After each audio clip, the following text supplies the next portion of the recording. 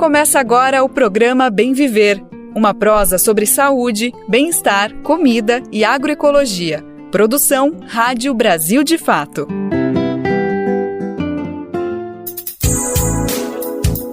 E hoje é quinta-feira, dia 1º de fevereiro, chegou o mês do carnaval, que alegria, minha gente, que prazer falar essa informação, junto com ela vem chegando o Bem Viver, mais uma edição fresquinha do nosso programa, da nossa prosa diária sobre agroecologia, cultura, meio ambiente, sem deixar de lado também aquelas notícias importantes sobre política, economia, sobre o que está acontecendo, e o Brasil de Fato nos ajuda a entender sobre a perspectiva popular que traz para tudo o que está acontecendo. Eu sou o Lucas Weber, te acompanho então pela apuração 1 hora, nesse encontro marcado que a gente tem de segunda a sexta-feira, sempre a partir das 11 horas da manhã, pelo rádio, pela internet, pelas plataformas de podcast. A gente está chegando para o Brasil e para o mundo, trazendo todas essas notícias importantes. Bora saber então quais são os destaques do programa de hoje, que está só começando.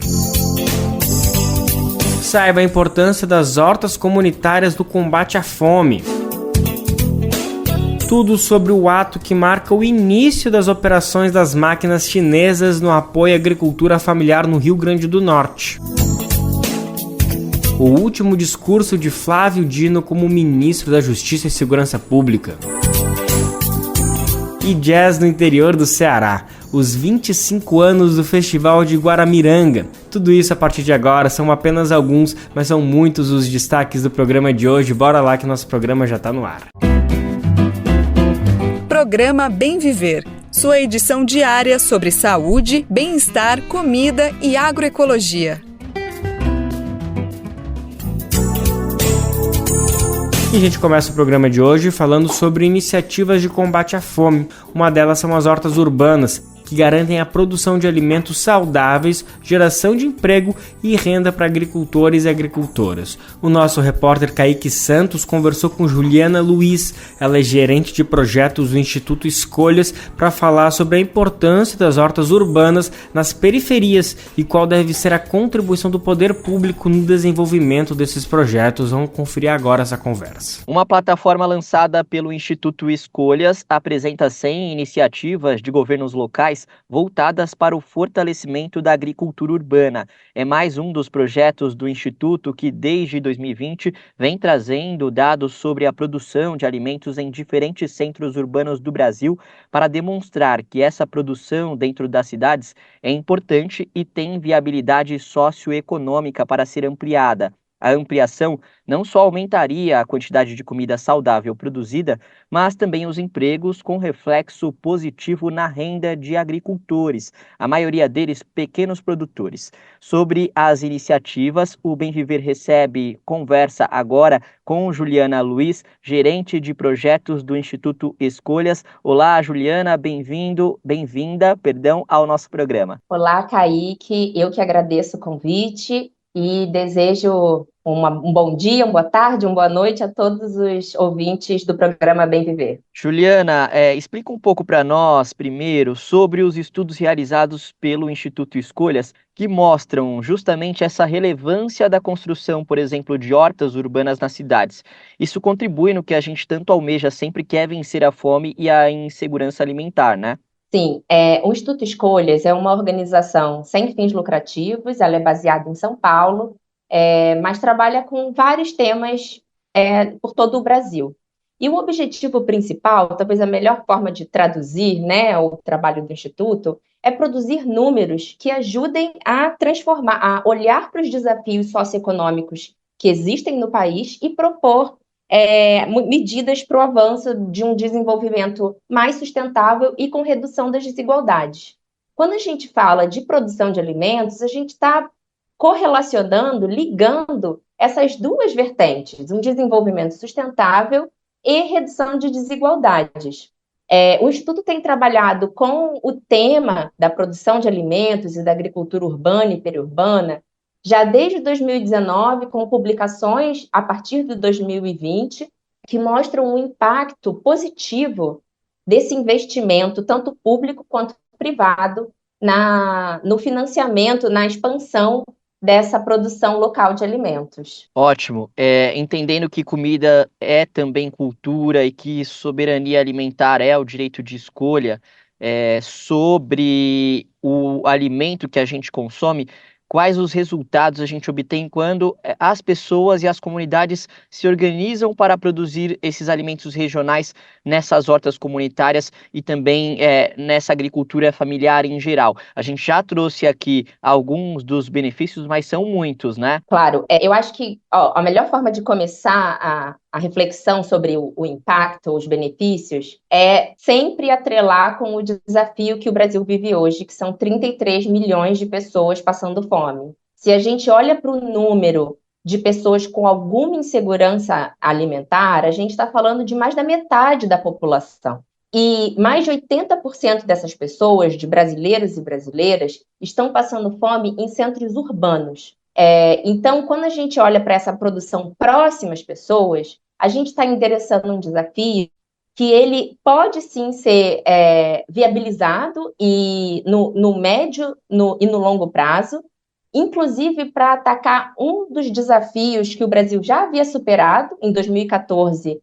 Não sei se todos as nossas e nossos ouvintes podem se lembrar, mas o Brasil saiu do mapa da fome. Ele deixou de ter uma parcela expressiva da sua população passando fome e saiu do mapa da fome do mundo. E voltamos em 2022. E voltamos com esse número de mais de 33 milhões de pessoas sem ter o que comer. E olhar para a produção de alimentos, a produção das hortas comunitárias, das hortas urbanas, da produção familiar, tanto rural quanto periurbana, quanto urbana, são iniciativas que sempre foram muito caras, especialmente nas gestões, né, dos governos do Partido dos Trabalhadores, com políticas públicas que olhavam para a relação entre produção de alimentos, distribuição de alimentos e acesso, né, a consumo, como é o caso da política de aquisição de alimentos, a Política Nacional de Aquisição de Alimentos para as escolas. Isso tudo faz parte de uma grande estratégia nacional de olhar para a produção de alimentos desde a sua produção até o seu consumo. A plataforma Sem Políticas, ela foi uma forma de olhar de baixo para cima. Como os municípios, a plataforma Sem Políticas é uma plataforma desenvolvida pelo Instituto Escolhas. Lá você pode encontrar mais de 100 experiências voltadas para a produção local de alimentos, sendo que a maior parte das experiências são de hortas comunitárias, hortas institucionais. Quando eu digo hortas institucionais, me refiro às hortas que são desenvolvidas em escolas, em unidades básicas de saúde, em presídios, em departamentos públicos. E a maior parte dessas experiências, fomentadas pelos municípios, são essas hortas comunitárias ou institucionais. E a principal constatação desse levantamento é que ainda há muito o que se fazer. E o lado positivo, já indo para um segundo estudo do Instituto Escolhas, lançado no finalzinho do ano passado, é que o governo federal pode apoiar essa iniciativa. E aí, por essa razão, a gente produziu um estudo que se chama Como o Governo Federal pode apoiar os municípios no fomento à produção local de alimentos. Porque por mais que os municípios possam fazer por conta própria, e as comunidades e a sociedade civil possam fazer por conta própria, o Instituto Escolhas também constata que existe um papel estratégico fundamental do governo federal para viabilizar essa produção. E aí, por essa razão, levantamos uma série de dados de 3 grandes cidades do país, capitais, que no caso foi Curitiba, Recife e Rio de Janeiro, para olhar os desafios dessa produção.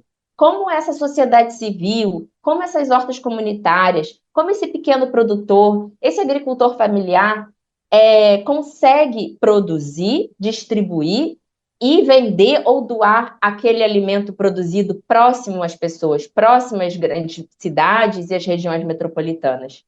E por mais que essas 3 cidades sejam muito diferentes, elas compartilham de desafios muito comuns e que o governo federal poderia apoiar tanto com instruções, quanto com repasse de recursos, quanto com mobilização da sociedade como um todo para essa agenda. E aí, reforçando, para concluir a questão, comecei falando sobre entramos e temos uma situação crítica e crônica e grave sobre a fome no Brasil, a fome e pobreza no Brasil, e não é à toa que o novo compromisso do governo federal é sair novamente do mapa da fome até 2030. E a produção local de alimentos, a agricultura urbana e periurbana, a agricultura familiar, a produção de alimentos é certamente um caminho para isso, e o governo federal pode e deve apoiar a expansão de programas, políticas e recursos para esse fim. Inclusive com o Ministério, com mais ministérios também que dão uma atenção maior para isso, e tivemos uma desatenção no governo anterior, principalmente de Jair Bolsonaro, outros, enfim, uma retomada. É importante trazer aqui, já que você trouxe também sobre o estudo que vocês publicaram agora em dezembro, e também falando da iniciativa primeiro, o site para quem quiser acessar, né, que é o sempoliticas.escolhas.org, para quem está nos ouvindo, o 100 numeral, então 100 políticas.escolhas.org, então só para registrar aqui que foi o estudo que a gente trouxe como um dos exemplos na abertura aqui dessa entrevista. E esse estudo também vale a pena ser conferido. Era justamente uma pergunta que eu teria feito agora para você, mas eu vou para outra. São Paulo, como grande metrópole e sempre em expansão urbana, com lugares mais afastados do centro, periferias que têm bastante verde, dando lugar também a mais prédios, habitantes, inclusive residências, acaba sendo um dos lugares mais prejudicados, porque isso influencia no clima, no maior risco de enchentes e outros pontos que são trazidos nesse estudo publicado pelo Instituto Escolhas. Mas mesmo com essa expansão que parece praticamente inevitável numa metrópole como São Paulo, os impactos causados podem ser diminuídos também com a agricultura urbana, né, Juliana? Exato.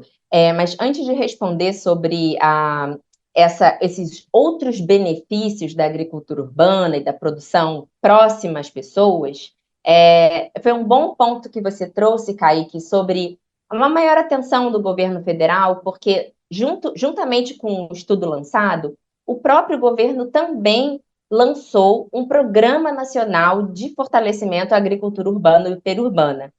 E pela primeira vez, esse programa conta com a assinatura de vários ministérios.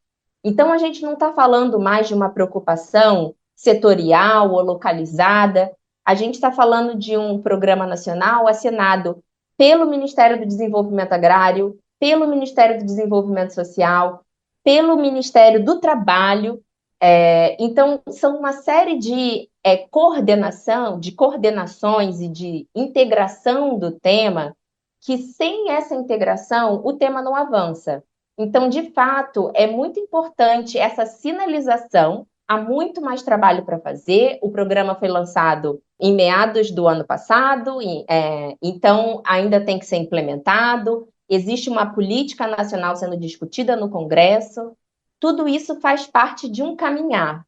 E esse caminhar tem que ser tracionado e fortalecido e impulsionado pela sociedade civil, pelos movimentos sociais, pela população citadina, que é muito impactada pelas transformações urbanas. E aí eu chego na sua pergunta, as transformações urbanas, né? De fato, São Paulo, ele vem passando por uma expansão dessa malha urbana, né? Desse tecido urbano ao longo das últimas décadas. Isso impacta em vários serviços ecossistêmicos.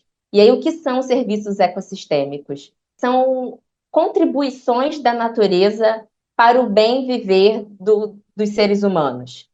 Então, é o que a natureza nos oferta, como a temperatura, como o ar, a qualidade do ar, como a qualidade do solo, a água potável, e tudo isso é afetado quando a condição do território ela é transformada, e a grande parte dessa transformação vem com as mudanças do uso do solo para essa urbanização, o aumento da urbanização, que reflete em redução de florestas, que reflete em redução de mosaicos de agricultura, que reflete na redução de espaços para proteção de mananciais, importantíssimos para a produção de água.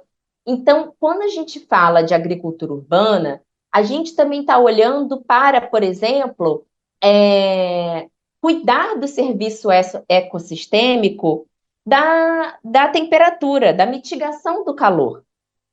Um dos resultados talvez mais interessantes do estudo Além dos Alimentos, que é esse que você menciona, é que fizemos uma progressão entre a década de 80, 2019 e uma projeção futura para 2030.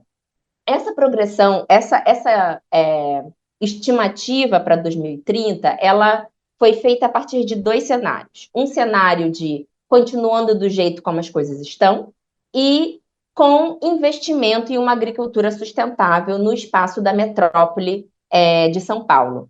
Continuando as coisas como estão, a previsão é que o aumento da temperatura média seja de 0,6 graus até 2030. Se há um investimento nessa agricultura sustentável dentro da área metropolitana de São Paulo, há uma expectativa, uma simulação de redução de 0,6 graus na temperatura. Eu sei que esses números não parecem tão impactantes, mas uma medida de valor ajuda a comparar. A cada 1 grau de aumento, a gente está falando no aumento de 3,3% de mortes relacionadas a doenças do coração ou doenças respiratórias, pela má condição do ar atmosférico, pelo próprio impacto das ondas de calor nas pessoas. Então, quando a gente fala em ampliar a agricultura urbana, a gente está falando em ampliar áreas verdes nas cidades. E essas áreas verdes, elas ajudam não só a mitigar inundações, por exemplo, porque tornam o terreno mais poroso, mais fácil de absorver a água da chuva, especialmente quando a chuva está mais intensa, mas também a reduzir a erosão do solo, a melhorar a produção de água e também a reduzir o impacto do calor, como é esse caso que eu mencionei da redução de 0,2% de temperatura com o investimento numa agricultura sustentável. Perfeito. Juliana, obrigado por conversar com o Bem Viver. A gente agradece pela participação, muito importante trazer esses estudos, falar um pouquinho deles aqui para os nossos ouvintes. Eu que agradeço, Kaique. Em nome do Instituto Escolhas, nos colocamos à disposição para novas trocas e compartilhamentos. Obrigado. Sobre os estudos do Instituto Escolhas a respeito de produção de alimentos com foco nas hortas urbanas que mostram as boas iniciativas pelo Brasil já existente e que visam também orientar o poder público ao fortalecimento delas e da agricultura familiar, de certa forma, como um todo, a gente conversou então com a Juliana Luiz, que é gerente de projetos do Instituto Escolhas.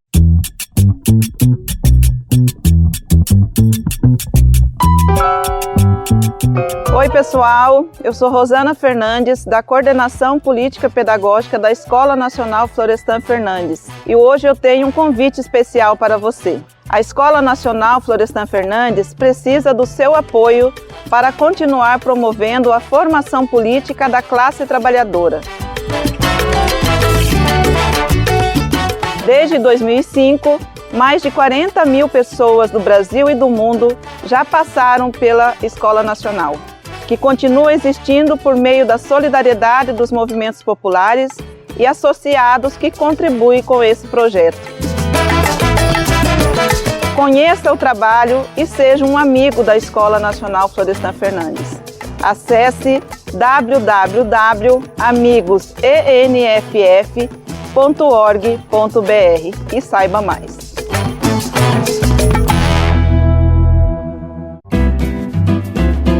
Programa Bem Viver, sua edição diária sobre saúde, bem-estar, comida e agroecologia. E quem tem um papel fundamental na produção de alimentos aqui no Brasil é a agricultura familiar. A gente sabe muito bem disso. São eles e elas que garantem que tenha comida fresquinha no nosso prato todo dia.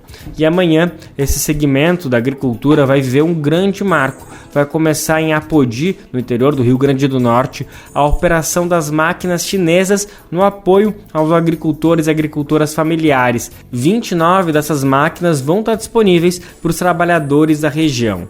Os equipamentos foram desenvolvidos em uma parceria do MST, o governo do Rio Grande do Norte e universidades chinesas, e eles vão ser utilizados em assentamentos da reforma agrária nos estados do Maranhão, Rio Grande do Norte e do Ceará. Vamos saber mais detalhes na reportagem com Rodrigo Durão. Um ato nesta sexta-feira em Apodi, no Rio Grande do Norte, vai marcar a entrega das primeiras máquinas agrícolas chinesas adaptadas para a agricultura familiar e camponesa. O Movimento dos Trabalhadores Rurais Sem Terra, o Consórcio Nordeste e o governo do Rio Grande do Norte receberão 29 máquinas. Desse total, 11 serão entregues ao MST no próprio Rio Grande do Norte, na Paraíba, no Maranhão e no Ceará. A partir da entrega, os equipamentos serão testados por camponeses para verificar a eficácia de cada uma delas nos diferentes tipos de solo e sistemas produtivos do país. Os itens que se adaptarem ao dia a dia da produção no Brasil poderão, no futuro, ser fabricados no país para utilização em larga escala. O acordo entre brasileiros e chineses começou a ser estreitado em 2022. Desde a posse de Lula na presidência, o governo federal apoia a iniciativa e participa das negociações. O ministro do Desenvolvimento Agrário e Agricultura Familiar, Paulo Teixeira, falou sobre o assunto em entrevista exclusiva ao Brasil de Fato. Segundo ele, o maquinário que chega ao país terá um papel relevante para a agricultura familiar. A modalidade das máquinas para a agricultura no Brasil é uma modalidade muito voltada ao grande agronegócio. Máquinas imensas, gigantescas. E nós temos 75% das propriedades brasileiras são propriedades pequenas e que não têm essas modalidades de máquinas, não tem modalidades de máquinas adaptadas a essas propriedades. Então, essa experiência enfrenta essa questão. Uma delegação chinesa já está no Brasil e, na última semana, visitou a ENF, que é a Escola Nacional Florestan Fernandes, em Guararema, no interior paulista. Lá, o grupo participou do ato que marcou os 40 anos do MST. Além disso, também visitou a Universidade de Brasília. Na UNB, a delegação conheceu o projeto de construção do Centro Brasil-China de Pesquisa, Desenvolvimento e Promoção de Tecnologia para a Agricultura Familiar. A parceria tem apoio da Associação Internacional para a Cooperação Popular, da Universidade Agrícola da China e da Associação de Fabricantes de Máquinas Agrícolas.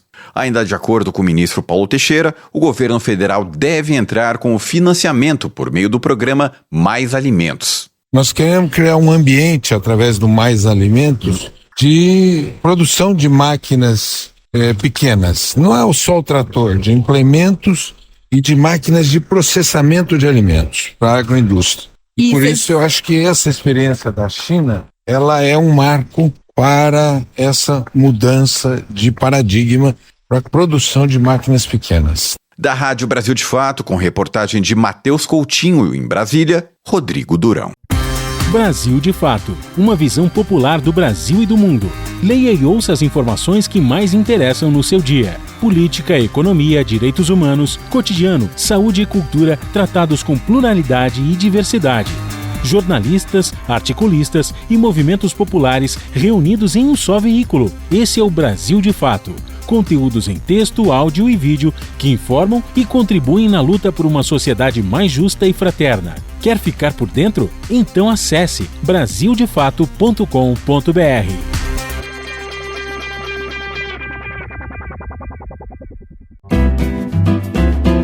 Programa Bem Viver, sua edição diária sobre saúde, bem-estar, comida e agroecologia.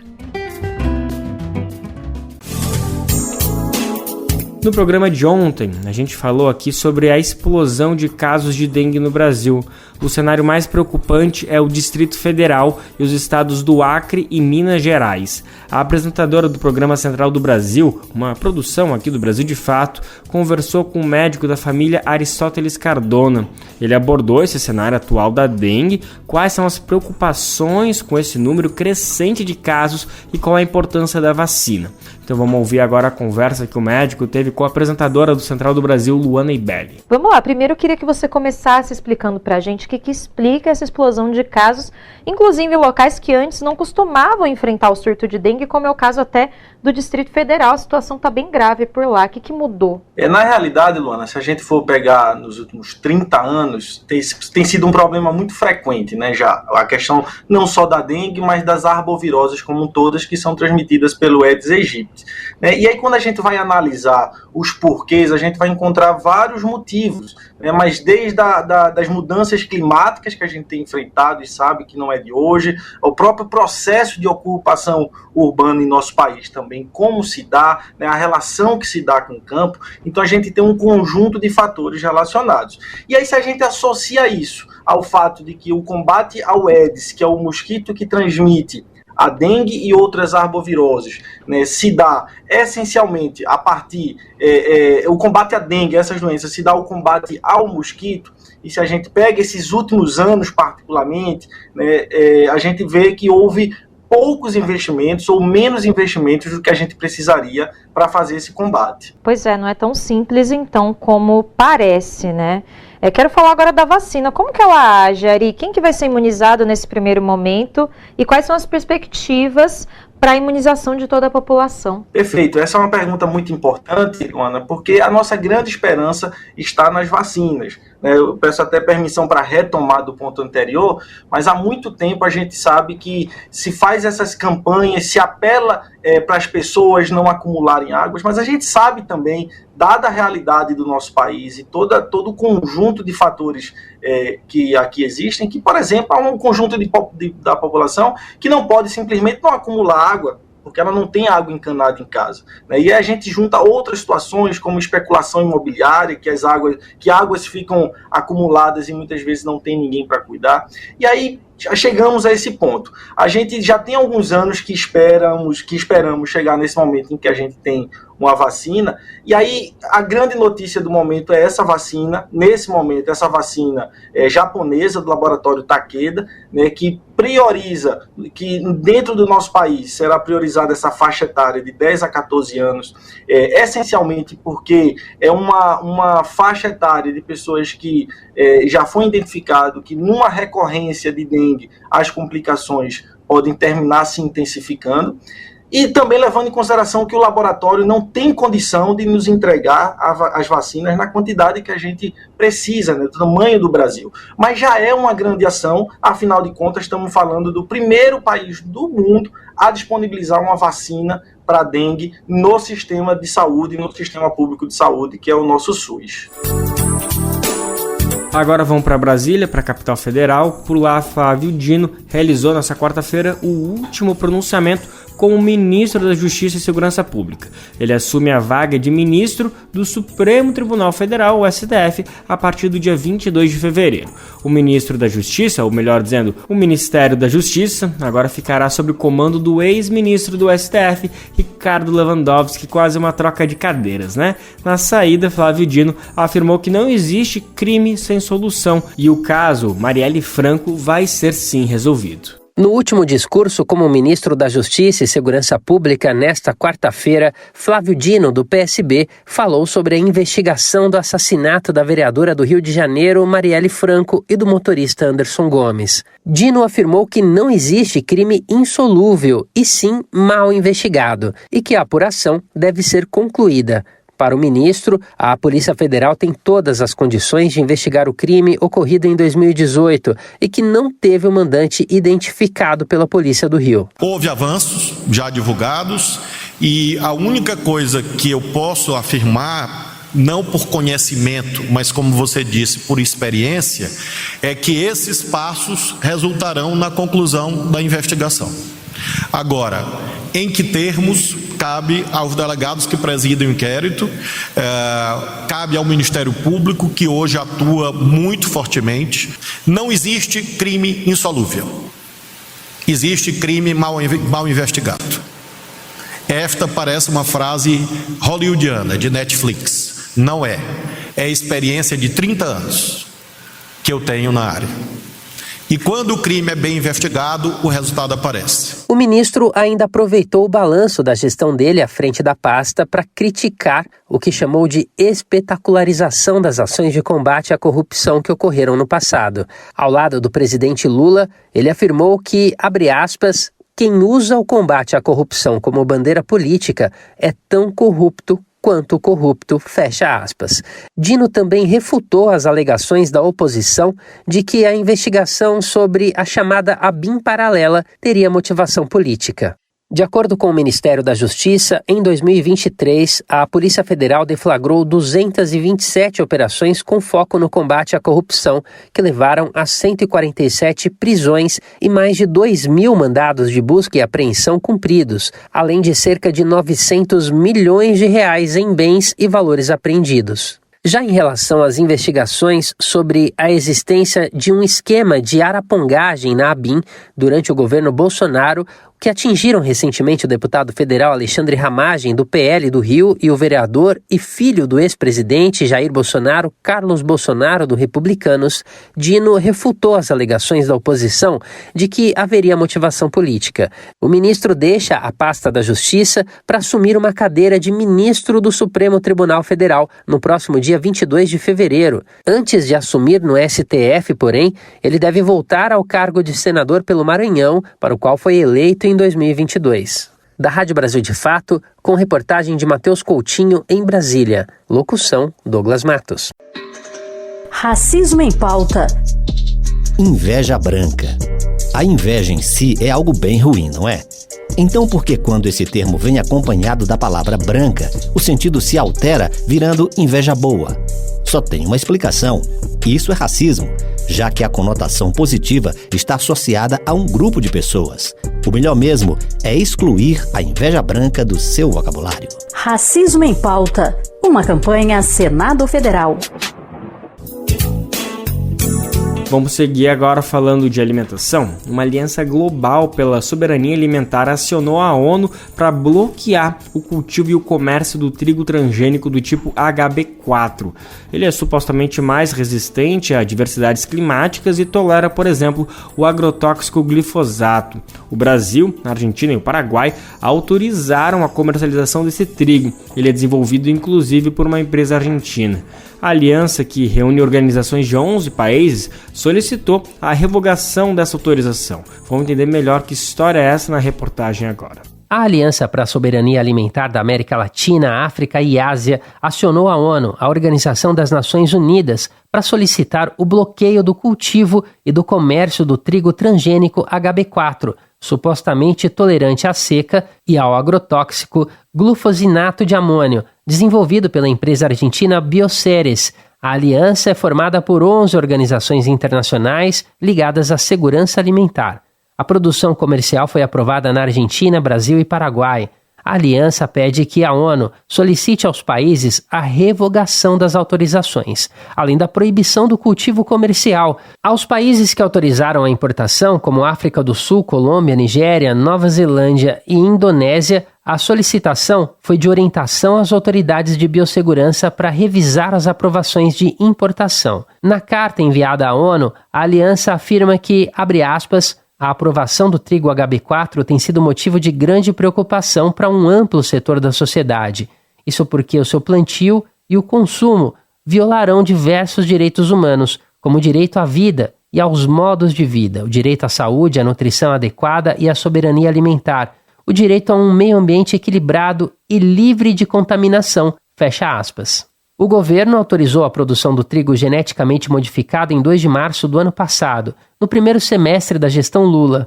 O tema não estava pautado de forma pública para a avaliação da Comissão Técnica Nacional de Biossegurança, CTN-Bio, que é a responsável por regulamentar organismos geneticamente modificados no país.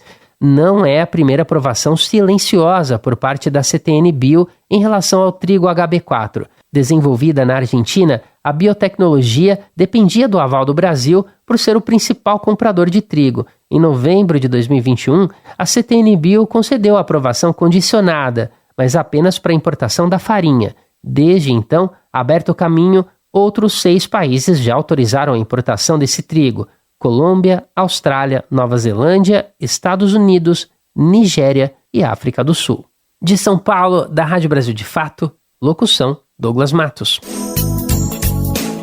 Vamos falar de emprego? Seguinte, os dados do CAGED foram divulgados nessa semana e o saldo foi bem positivo, viu? O Brasil gerou cerca de 1,5 milhão de vagas de trabalho com carteira assinada, o que é um bom sinal. O mercado está aquecido, os empregos, os trabalhadores com seus devidos direitos, todo mundo com aquela carteira azul bem assinada, que é o que a gente quer ver, né? No final do ano, o ritmo de contratação foi mais lento, principalmente no setor de serviços, mas o olhar do quadro geral do ano passado, de 2023, o saldo sim foi positivo. Quem nos conta mais detalhes, os números, é o repórter Gécio Passos, da Rádio Agência Nacional. O ritmo de contratação diminuiu no final do ano, mas mesmo assim o saldo foi positivo em quase 1,5 milhão de empregos criados com carteira assinada no país. Em 2022, foram criadas 2 milhões de vagas. Dezembro foi o único mês com saldo negativo, com mais demissões que admissões, que resultou em menos 430 mil postos de trabalho formais. Os dados do CAGED, o Cadastro Geral de Empregados e Desempregados, foram divulgados nesta terça-feira pelo Ministério do Trabalho e Emprego. Para o ministro Luiz Marinho, a economia não manteve o ritmo de crescimento esperado no final do ano. A economia não manteve o pique de contratação esperado no final do ano. É um processo que acelera as contratações e ela não deu na magnitude que nós imaginávamos setembro, outubro, novembro. Você tem aqui os juros atuando, o juro é um elemento que influencia no comportamento da economia. Outro fenômeno que o governo fez de esforço grande, que é o endividamento. Você amenizou o endividamento, houve uma queda insuficiente para influenciar no mercado de contratação. A área de serviços foi a mais afetada em dezembro. Foram 181 mil empregos a menos, seguido da indústria, 111 mil, e a construção civil, 75 mil postos a menos. Todas as regiões do país tiveram saldo negativo em dezembro, com destaque para a região sul do país, com 1,24% de empregos a menos com carteira assinada. A região Nordeste teve a menor baixa proporcional, com 0,57% negativo. Somente o estado de Alagoas terminou o último mês do ano com saldo positivo de 101 postos de trabalho criados. Santa Catarina teve a maior queda, de 1,58% dos empregos. Mas ao longo de todo 2023, o saldo foi positivo, com mais de 23 milhões de admissões e 21 milhões de desligamentos.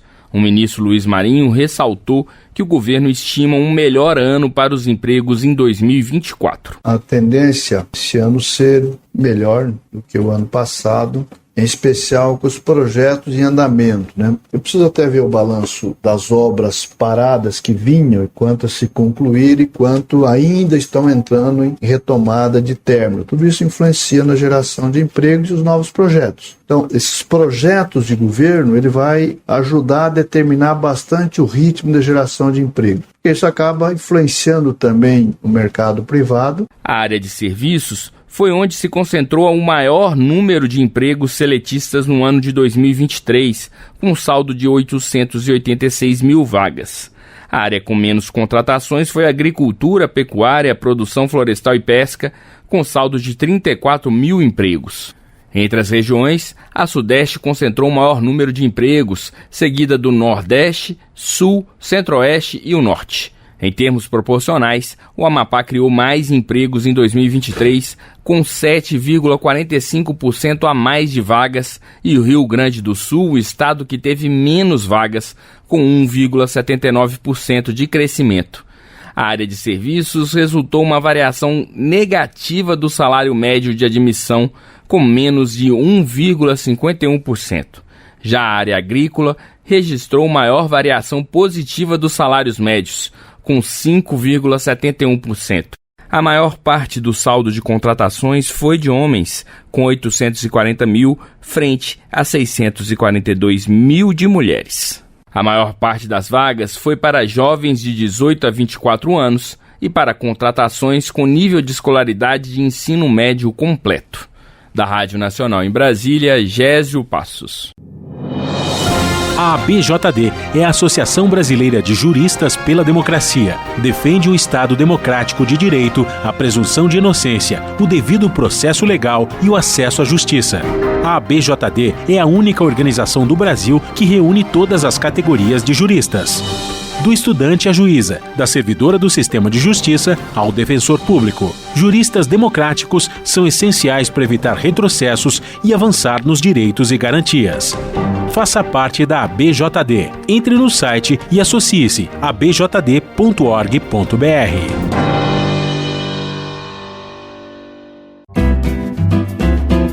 Você está ouvindo o programa Bem Viver, uma prosa sobre saúde, bem-estar, comida e agroecologia.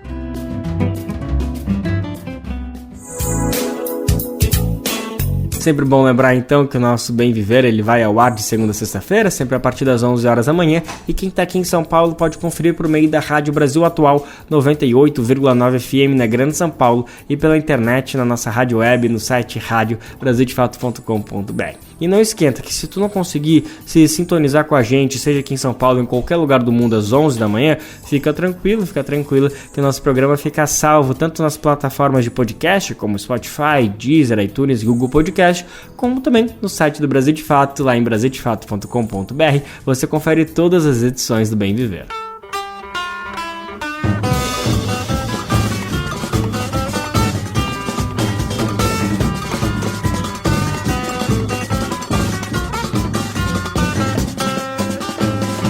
Não se perca de mim, não se esqueça de mim, não desapareça. A chuva tá caindo e quando a chuva começa eu acabo de perder a cabeça. Não saia do meu lado, segure meu pierrot molhado e vamos embora a ladeira abaixo. Acho que a chuva ajuda a gente a se ver. Venha, veja, deixa, veja, seja o que Deus quiser. Fevereiro chegou e com ele o Carnaval. Essa festa gigante que toma conta de diversos lugares do país. A gente assumiu aqui o compromisso no Bem Viver de destacar alguns blocos progressistas para você se organizar e seguir na luta popular durante a festa. E olha, lá na Paraíba tem um bloco interessante com essa perspectiva. Já amanhã, por exemplo, dia 2, tem o Amantes de Lula. A concentração será às 4 horas da tarde na Praça Abdômen Milanês, no bairro Castelo Branco. O Amantes de Lula, este ano, acontece junto ao bloco Multirão do Samba e da Feira Luta Castelo. O tema esse ano é Palestina Livre. Não se perca de mim, não se esqueça de mim, não desapareça. A chuva tá caindo e quando a chuva começa eu acabo de perder a cabeça. Não saia do meu lado, segure meu pierrot molhado e vamos embora a ladeira abaixo. Acho que a chuva ajuda a gente a se ver. Venha, veja, deixa, beija, seja o que Deus quiser. A gente se embala, se embora. No dia 9 de fevereiro, sexta-feira, tem o Bloco da Diversidade Ano 9. A concentração vai ser às 4 horas da tarde no Karaokê Napoleão, localizado na Avenida Valfredo Leal 117, em Tambiá. Depois o bloco segue para o Bloco Cafuso e o tema é Somos contra os abusos sexuais e morais. Os homenageados serão José Araújo da Silva e Ginaldo José da Silva, o Flor. Na organização está lá também o Movimento do Espírito Lilás, o MEL, o Movimento de Bissexuais, a Convergência de Orgulho Rosa, Azul e Lilás. A lista completa dos blocos progressistas da Paraíba você encontra no nosso site, no brasildefato.com.br. E tem opção também para quem prefere algo mais tranquilo, sem grandes aglomerações. É o caso do Festival de Jazz e Blues de Guaramiranga, no Ceará, que completa 25 anos agora e presta homenagens a quem? Belchior, esse cearense ilustre. A reportagem é de Márcia Vieira, da Rádio Universitária do Ceará. O tradicional Festival Jazz e Blues de Guaramiranga acontecerá este ano de 10 a 13 de fevereiro, com ampla programação que envolve shows, bate-papos, homenagens, oficinas e ações ambientais. Este ano o evento completa 25 anos e anuncia programação comemorativa gratuita em 100% das atividades. A diretora do festival, Maria Amélia Mamed, fala sobre outras novidades que o evento apresenta este ano. Vamos também, como novidade desse ano, fazer uma homenagem ao Roger Rogério, esse ícone da música cearense, bem conhecido como integrante do movimento, que ficou conhecido como o Pessoal do Ceará, e que vai comemorar seus 80 anos. Nós teremos a inauguração de um monumento em homenagem ao Belchior lá no Convento da Gruta, né, ali nos Caputinos. Nós teremos esse monumento para relembrar a passagem desse nosso outro queridíssimo artista cearense, uma vez que ele foi integrante daquela comunidade franciscana durante um período lá em Guaramiranga. Então vai ser dia 9 às 19 horas. Convidamos aqui quem puder estar lá presente. Contaremos com a Orquestra de Sopro de Pindoretama, que vai fazer uma homenagem também ao Belchior. Com 25 anos de existência, o Festival Jazz e Blues é um projeto que já está consolidado no calendário cultural do Ceará.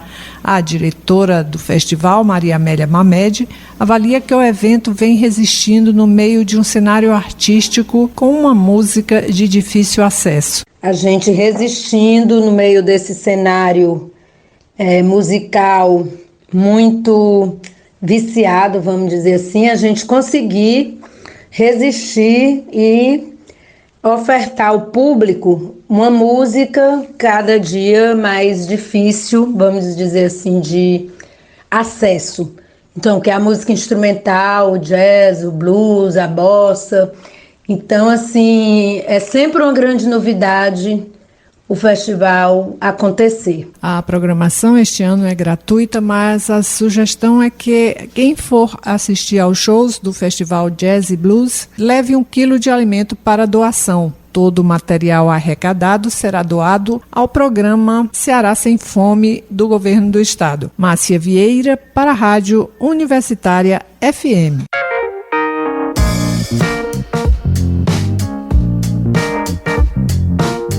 Oi pessoal, eu sou Rosana Fernandes, da Coordenação Política Pedagógica da Escola Nacional Florestan Fernandes. E hoje eu tenho um convite especial para você. A Escola Nacional Florestan Fernandes precisa do seu apoio para continuar promovendo a formação política da classe trabalhadora.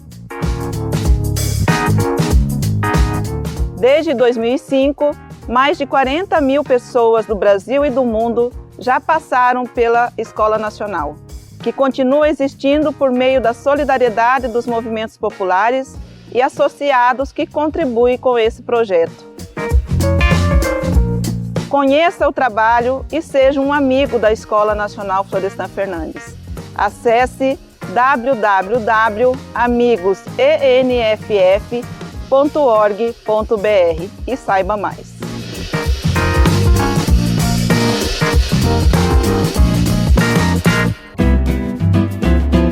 Você está ouvindo o programa Bem Viver, uma prosa sobre saúde, bem-estar, comida e agroecologia.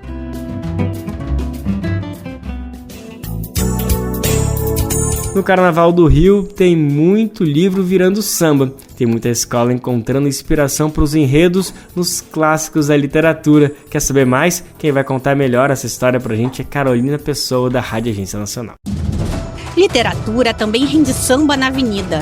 No Carnaval Carioca de 2024, mais uma vez, diversos enredos foram construídos a partir de livros que retratam diferentes aspectos da diversidade brasileira, como as questões racial e indígena. A Portela virá trazendo para Sapucaí uma adaptação de Um Defeito de Cor, da autora Ana Maria Gonçalves. A obra conta a história de Keinde, uma mulher africana escravizada que consegue se alforriar e voltar à África, mas no fim da vida decide retornar ao Brasil em busca do filho perdido há décadas. A personagem, criada por Ana Maria, é inspirada em Luísa Maim, líder da Revolta dos Malês e mãe do poeta Luiz Gama, que também se afastou dele ainda menino.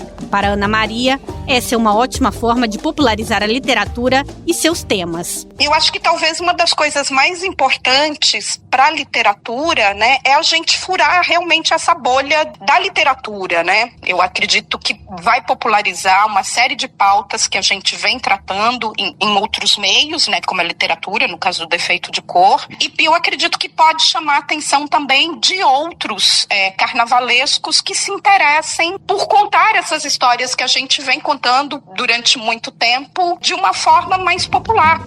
Outra obra que inspirou um enredo de carnaval é Nosso Destino é Ser Onça, do escritor Alberto Mussa, que embala a Grande Rio. O livro reconstitui a narrativa tupinambá da criação do mundo, com a onça enquanto animal, ser e espírito, pela visão da devoração e da admiração, até chegar aos dias atuais, em que a figura da onça é símbolo de luta. Mussa explica que foi com grande satisfação que recebeu a notícia da adaptação de sua obra. Foi uma alegria enorme, né? Porque eu sempre tive uma relação muito forte com o carnaval, a minha relação, inclusive, né? Até familiar, porque meu tio foi compositor muito importante na União da Ilha, no Salgueiro, né? Com grandes sambas que ele ganhou. Então, desde pequeno, eu acompanho o desfile de escola de samba. Ele acrescenta que a expectativa é grande em torno da vitória da escola. A escola, você sente que ela abraçou o enredo, abraçou o samba. Estão com uma vibração assim muito bacana, dá para sentir isso, né? Ninguém está prevendo nada porque é impossível, mas assim, existe uma sensação de que é possível ser campeão de novo, né, com esse enredo. Outras escolas com enredos baseados em livros são Salgueiro, que homenageia o povo Yanomami e tem na lista de referências a obra A Queda do Céu, de Davi Copenaua e Bruce Albert, Porto da Pedra, com o Lunário Perpétuo, escrito pelo espanhol Jerônimo Cortés no século XVI, e Imperatriz Leopoldinense, atual campeã do carnaval, com o Testamento da Cigana Esmeralda, um cordel escrito por Leandro de Barros há mais de 100 anos. Com colaboração de Rafael Cardoso e sonoplastia de Jailton Sodré, da Rádio Nacional no Rio de Janeiro, Carolina Pessoa. Quer saber onde encontrar livros bons, baratos e com conteúdos que te ajudam a entender a situação atual do Brasil e do mundo? Na Expressão Popular. Lá você encontra obras sobre marxismo, agroecologia, educação popular, literatura e muito mais. Com os livros da Expressão Popular, você se fortalece para a batalha das ideias e para a construção de um mundo melhor. Para saber mais sobre o acervo dessa editora popular, acesse o site expressãopopular.com.br ou faça uma visita à livraria na Rua Abolição 201, próximo ao metrô Anhangabaú, em São Paulo. Editora Expressão Popular. Eu quero agora agradecer a sua audiência, você que tem acompanhado o Bem Viver pelas ondas do rádio, da internet ou em qualquer lugar do país. Afinal, o nosso Bem Viver é retransmitido por dezenas de rádios pelo Brasil inteiro. São rádios comunitárias, rádios regionais que podem colocar gratuitamente o nosso programa na sua grade. É isso mesmo. E você também pode se somar nessa missão de nos ajudar a colocar a voz do Bem Viver para repercutir por aí. Vai lá em radiobrasildefato.com.br, clique em como ser uma rádio parceira, que tem um caminho, um tutorial para você colocar dentro da sua rádio, da sua iniciativa comunitária, da sua iniciativa regional, o nosso programa tão querido. Vai ser um prazer imenso estar tocando na sua rádio, viu? Tomara, meu Deus, tomara, que tudo que nos separa não frutifique, não valha. Tomara, meu Deus. E tem novidade vindo lá do Pernambuco. O grupo Mombojó, consagrado pela mistura do samba com rock, lançou recentemente o álbum Carne de Caju, que faz releituras de clássicos de Alceu Valença. A iniciativa representa mais um movimento da banda em valorizar as raízes musicais e regionais do próprio grupo, prestando uma homenagem a esse ícone da música popular brasileira, essa referência para muitas gerações que é Alceu Valença, né? O álbum traz um espírito mais livre e bem experimental sobre as músicas do Alceu, com as guitarras distorcidas, reverbs e sintetizadores, muitas vezes resgatando aquele ar psicodélico que o Alceu trazia em outras composições de outras décadas. O Mombojó escolheu canções como Estação da Luz, Tomara, Como Dois Animais, Sinos do Ouro, para ressignificar um repertório de clássicos. Hoje eu queria fazer um poema com pena dos versos de chumbo que faço, e faria um poema voando tão leve, um poema de éter, poema de pássaro.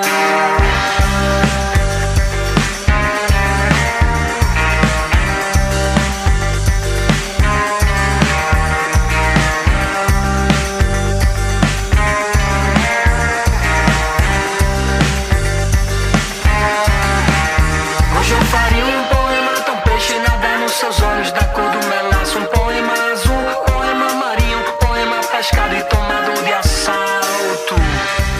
E a gente vai degustar um pouquinho desse projeto no momento musical de hoje. Mombojó é um grupo pernambucano que reúne influências do indie rock, da bossa nova e vários gêneros. A banda é formada por Felipe no vocal, Vivi na bateria, Marcelo Machado na guitarra, Missionário José no baixo e Chiquinho nos teclados e sintetizador. Poema magia, depois te daria um sino de ouro.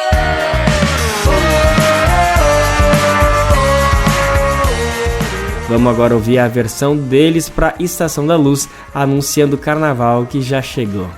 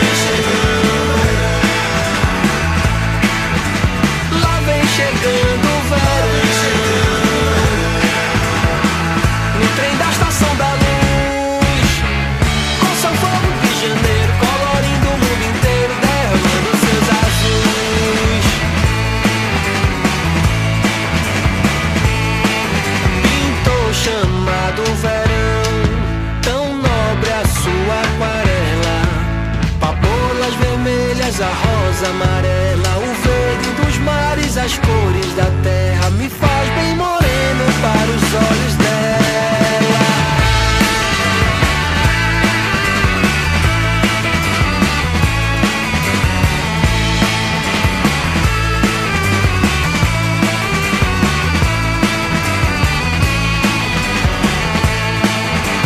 Lá vem chegando o verão.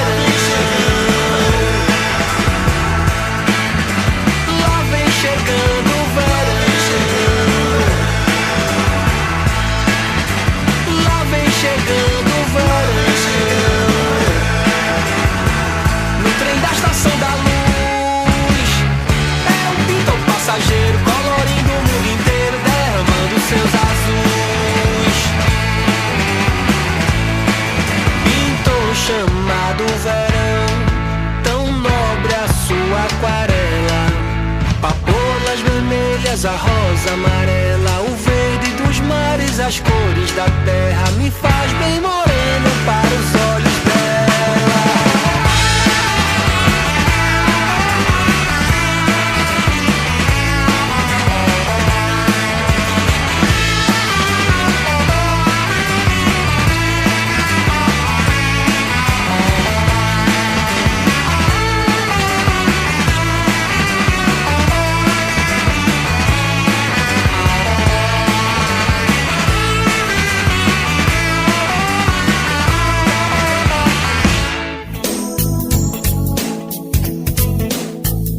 E por hoje a gente fica por aqui. O programa Bem Viver volta sim ou sim amanhã para fechar mais uma semana juntos, sempre a partir das 11 horas da manhã.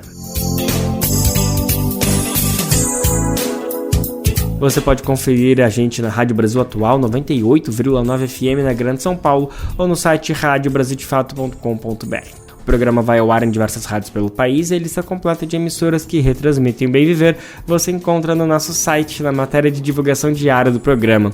Aqui a gente aproveita para agradecer esses veículos por estarem com a gente e lembra também que o Bem Viver fica disponível como podcast no Spotify, Deezer, iTunes e Google Podcast. A apresentação deste programa foi de Lucas Weber, roteiro de Afonso Bezerra, edição e produção de Mariana Lemos e Douglas Matos. Trabalhos técnicos de Lua Gattinoni, Adilson Oliveira e André Paroche, coordenação de Rádio e TV Moniz de Ravena, diretora de programas de áudio Camila Salmásio, direção executiva Nina Fidelis, apoio toda a equipe de jornalismo do Brasil de Fato. Você ouviu o programa Bem Viver, uma prosa sobre saúde, bem-estar, comida e agroecologia. Produção Rádio Brasil de Fato.